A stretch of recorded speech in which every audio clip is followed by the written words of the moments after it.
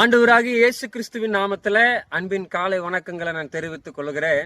இன்னைக்கு நிறைய நேரம் ஏன் நம்ம வாழ்க்கையில நன்மை கிடைக்கிறது இல்ல, ஆசீர்வாதம் கிடைக்கிறது இல்லைன்னு சொன்னா அதுக்கு ஒரு பெரிய காரணம் பைபிள் சொல்லுது இருமனம்.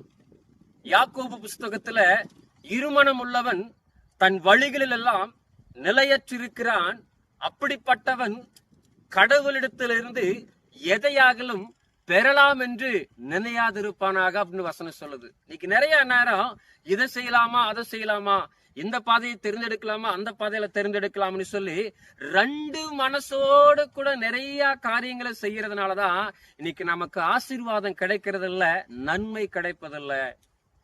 இயேசு கிறிஸ்து பேதுருவோடு கூட படகுல இருக்கும் போது கூட ஆண்டு சொல்றாரு வலைய போடுன்னு சொல்லும் போது அவனுக்கு ஒரு கன்ஃபியூஷன் தான், வலது பக்கம் போடலாமா இடது பக்கம் போடலாமான்னு. ஆனா ஆண்டவர் டக்குன்னு சொல்றாரு வலைய வலது பக்கமா போட்டு இழுக்கும் போது வலை கிழிந்து போகத்தக்கதாக மீன்கள் கிடைத்ததுன்னு சொல்லி வசனம் சொல்லுது.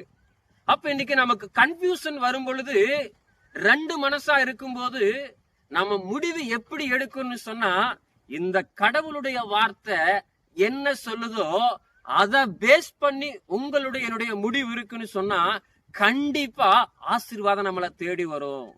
நம்முடைய சொந்த புத்தியின் மேல சாஞ்சு சில காரியங்களை நம்ம யோசிச்சு செய்வோம்னு சொன்னா அதனுடைய முடிவு ஃபெயிலியர்ல தான் போய் முடியும்.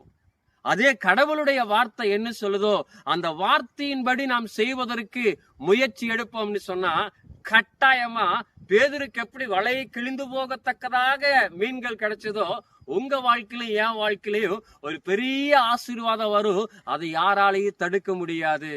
இதை கேட்டுக்கொண்டிருக்கிற அன்பான கடவுளுடைய பிள்ளைகளை, இன்னைக்கு நீங்களோ நானோ ரெண்டு மனதோடு கூட யோசிச்சுட்டு இருந்தோம்னா இனி முடிவு சொந்த புத்தியில் எடுக்க வேண்டாம், மற்றவங்க சொல்லுகிற ஆலோசனை எடுக்க வேண்டாம். இந்த வேதத்துல கடவுள் என்ன சொல்லி இருக்கிறாரோ அந்த வார்த்தையின்படி முடிவு எடுத்து பாருங்க, உங்க வாழ்க்கை ஆசீர்வாதமா இருக்கும். God bless you.